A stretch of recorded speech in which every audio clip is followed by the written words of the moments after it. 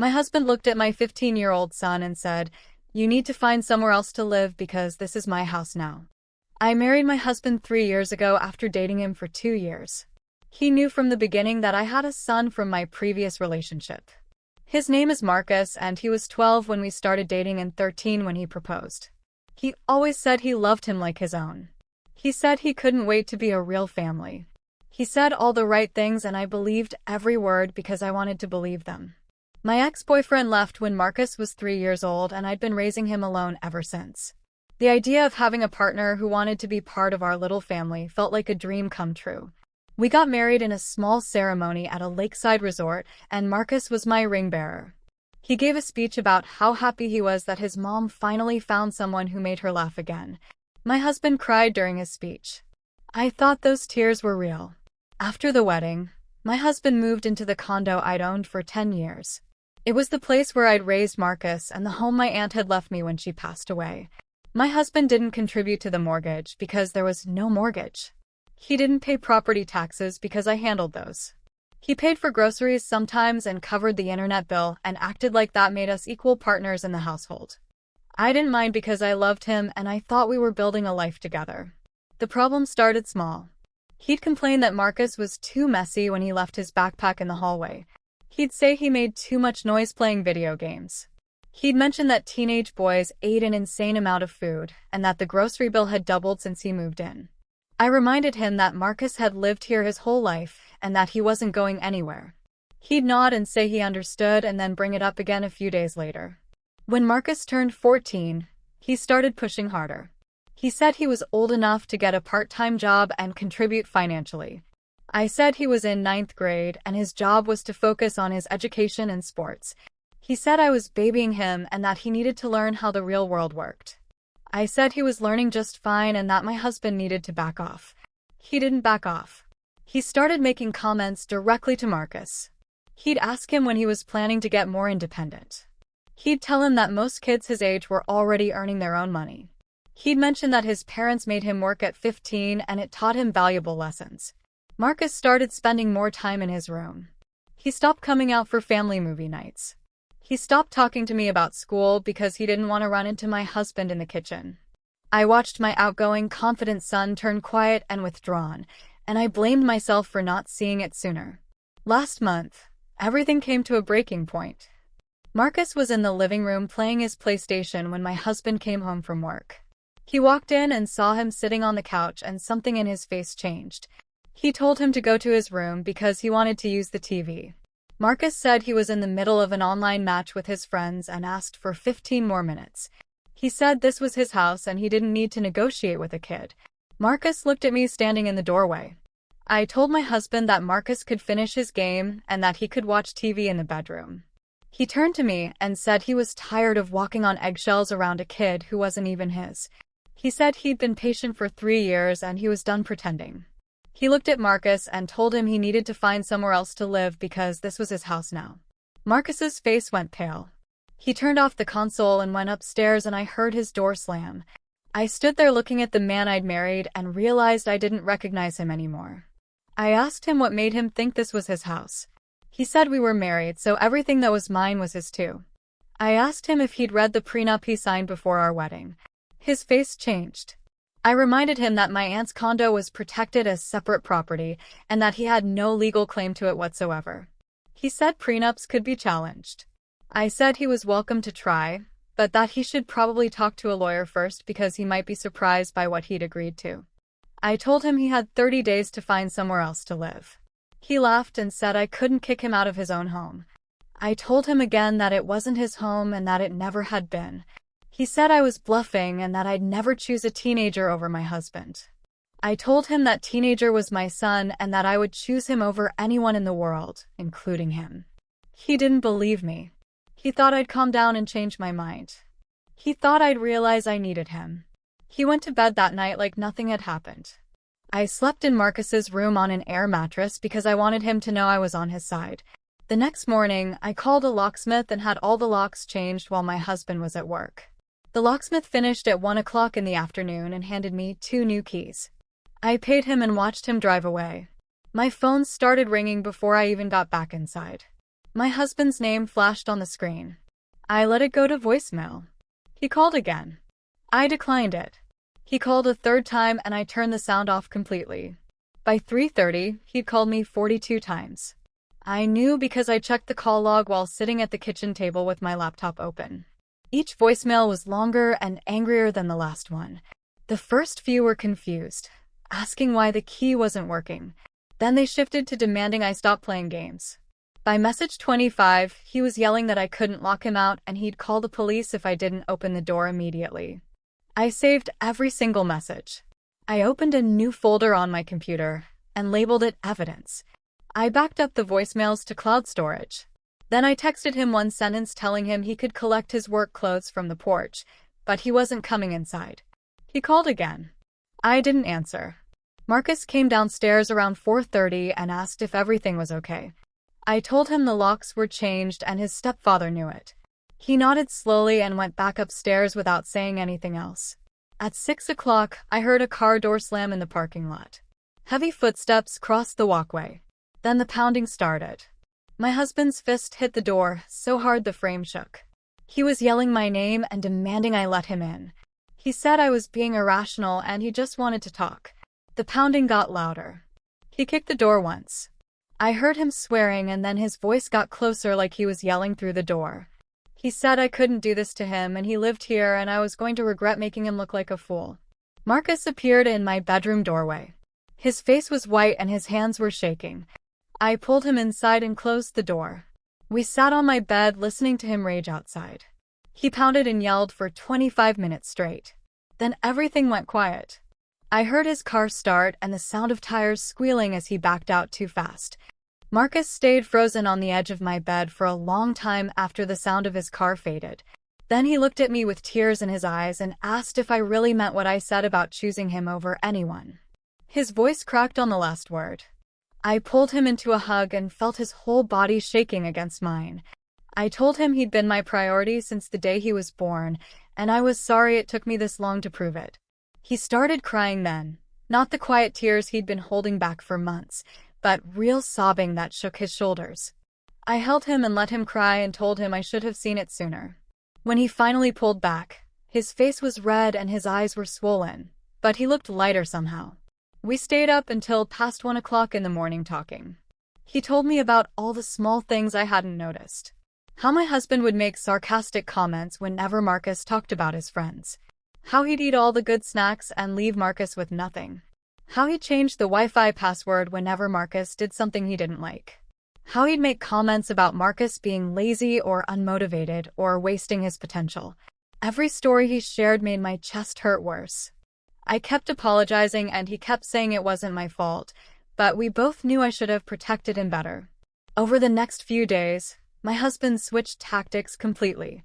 The angry calls stopped and the texts started, long paragraphs about how he'd overreacted and he loved our family, and he was willing to go to therapy. He said Marcus had misunderstood his intentions, and he was just trying to prepare him for adulthood like any good parent would. Each message was carefully worded and reasonable sounding. I read them and recognized the pattern I'd been missing for 3 years. The way he was rewriting what happened, making himself the victim instead of the person who told a 15-year-old boy to leave his own home. I responded once.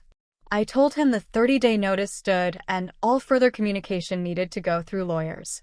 He called immediately. I didn't answer. He sent 7 more texts that got progressively less reasonable. I saved all of them in my evidence folder. My friend Jessica had recommended a family law attorney named Robert Chen. I called his office on Monday morning and explained my situation. He squeezed me in for Wednesday afternoon. Robert's office was in a downtown building with floor-to-ceiling windows. He was maybe 45 with graying hair and a calm demeanor. I sat across from his desk and handed him a copy of my prenup. He read through it carefully while I tried not to fidget. After 15 minutes, he looked up and told me my condo was completely protected and my husband had no legal claim to it whatsoever. The relief that washed through me made my eyes water. He explained the separation and divorce process step by step. He warned me that my husband would likely escalate when he realized I was serious. He asked if he'd ever been violent, and I said no, but he'd been emotionally abusive to my son. He helped me start documenting everything for a potential restraining order. When I walked out of his office an hour later, I felt scared, but also clear-headed for the first time since I'd said I do 3 years ago. My husband refused to look for a new place or pack any of his belongings. He acted like the 30-day notice was just me being dramatic. He was staying at his brother's apartment, but he kept showing up at random times trying to talk me into changing my mind. On day 15, I was making lunch when I heard someone trying the door. My blood went cold before I remembered I'd changed the locks. The door handle rattled. Then my husband's face appeared in the kitchen window. Marcus was sitting at the table doing homework. He froze when he saw him. My husband tapped on the glass and gestured for me to let him in. I shook my head. He started talking through the window about how teenage boys need discipline and structure, and I was doing Marcus a disservice by protecting him from reality. His voice was muffled, but I could hear every word. I walked over and physically positioned myself between the window and Marcus. I told him to leave immediately. Something in my voice must have gotten through because he actually stopped talking. He stared at me for a long moment and then walked back to his car without another word. My mother called me that evening. She said my husband had contacted her claiming I'd had some kind of breakdown and kicked him out for no reason. She suggested couples therapy. She reminded me how hard it was to be a single parent and how difficult things had been before I met him. I felt the old guilt rising up in my chest, the fear that maybe I was overreacting, the worry that I was making a terrible mistake. Then I remembered Marcus's pale face when my husband told him to leave. I told my mother she didn't have all the information and I needed her to trust my judgment on this. She went quiet. Then she said she hoped I knew what I was doing and hung up. The conversation left me feeling shaky and uncertain. I called Jessica and told her what happened. She reminded me that my mother hadn't seen what I'd seen and she didn't know how Marcus had been suffering. That helped more than I expected. Robert had assigned a paralegal named Amy to help with my case. She called me the following week and asked if I wanted to understand my husband's financial situation better. She said it might help explain why he was fighting so hard to stay in my condo. I met Amy at a coffee shop near the courthouse. She was maybe 28 with curly hair and a laptop covered in legal aid stickers. She pulled up credit reports and bank statements she'd obtained through discovery requests. What she showed me made everything click into place. My husband had been living beyond his means for years. Credit card debt over $35,000. Car payments on a BMW he couldn't afford. Personal loans he'd taken out to cover minimum payments on other debts. His salary was decent, but not enough to support his lifestyle and pay rent anywhere. My condo had been subsidizing everything. I'd been providing free housing while he spent his entire paycheck on himself. The discovery made me feel vindicated, but also used. I realized he might have proposed partly because marrying me solved his money problems. Amy printed everything out for my records. I added it all to my evidence folder. 3 days later, I got a call from Marcus's school. The counselor's name was Dr. Sarah Williams, and her voice was gentle but concerned. She told me that Marcus had been struggling emotionally and had finally opened up to her about his home situation. She said she wished someone had reached out sooner because Marcus had been showing signs of anxiety all year. My guilt crashed over me, so hard I had to sit down. I'd been so focused on making my marriage work that I'd missed my own son falling apart right in front of me. Dr. Williams reassured me that recognizing the problem and taking action was what mattered now. She said Marcus had mentioned that things were better at home recently, and he seemed relieved. That helped a little, but I still felt like I'd failed the one person who'd always depended on me. On day 31, I came home from work at 6 o'clock. Marcus had basketball practice until 6:30, so the condo should have been empty. But when I opened the door, I heard the TV on in the living room. My husband was sitting on the couch with his feet on my coffee table like he owned the place. My heart started racing. He looked up at me and said he still had a key, so technically he wasn't trespassing. I realized he must have made a copy before I changed the locks. He said I'd had my tantrum and now we needed to talk like adults about our marriage. His voice was calm, but his eyes were hard. I didn't say anything. I just turned around and walked back out to my car. I called Marcus and told him to go to Jessica's house after practice. Then I called the police from my car and reported that my separated husband had broken into my home. 2 officers showed up within 15 minutes. I waited in my car until they arrived. They went inside and I heard raised voices. My husband came out 12 minutes later with the officers behind him. He glared at me as he walked past my car. One of the officers came over and took my statement. She asked if I wanted to press charges. I said yes. She gave me a case number and told me to contact a lawyer about a restraining order. After they left, I sat in my car for another 45 minutes before I felt steady enough to go inside. The next morning, I called Robert. He said he'd been expecting this. We filed for a restraining order that afternoon. The court hearing was scheduled for a week later. Robert spent hours preparing me for what to expect. I had to write down every threatening message, every boundary violation, every time Marcus had felt unsafe in his own home. Putting it all in writing made the pattern impossible to deny. The restraining order hearing happened on a Friday morning at 10 o'clock. Robert met me outside the courthouse at 9:30 to go over everything one more time. He reminded me to stay calm and stick to the facts no matter what my husband said. We walked through security and found seats in the hallway outside the courtroom. My husband showed up 20 minutes later wearing a suit I'd never seen before, probably borrowed. He looked reasonable and calm, like a concerned spouse who just wanted to work things out. His lawyer was with him, a man in his 40s who kept glancing at me with an expression that seemed calculating. When they called our case, we all filed into the courtroom and took our seats. The judge was a woman in her 50s with sharp eyes that seemed to miss nothing. She reviewed the paperwork for a few minutes while we sat in silence. Then she started asking my husband questions about the incident where he'd entered the condo after being told to stay away. My husband's voice was steady and polite as he explained that he just wanted to talk to his wife like adults. He said he didn't realize using a key he'd had made months ago would be considered breaking in. The judge asked him about the 30-day notice to vacate and whether he understood that the condo belonged to me as separate property. My husband's mask slipped slightly. He referred to my condo as our marital home and said that marriage meant sharing everything. Robert had warned me this would happen, that his sense of entitlement would show through once he started talking. The judge asked him why he thought he had a right to enter a home he'd been explicitly told to leave. My husband said he was just trying to teach his stepson responsibility and that I was being overprotective. He called Marcus immature and disrespectful. He said he needed to learn that life had consequences. The judge's expression changed when my husband started talking about Marcus. She asked him to clarify what he meant by teaching a 15-year-old responsibility by telling him to find somewhere else to live.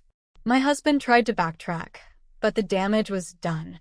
His entitlement was right there in the open for everyone to see.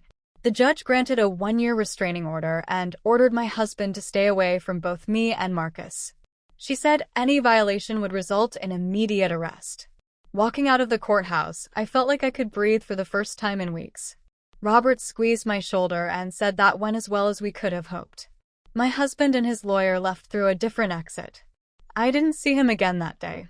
The next problem came when I tried to take my husband's name off various accounts. The cable company needed both signatures. The car insurance required documentation. Every single company had a different policy and different requirements.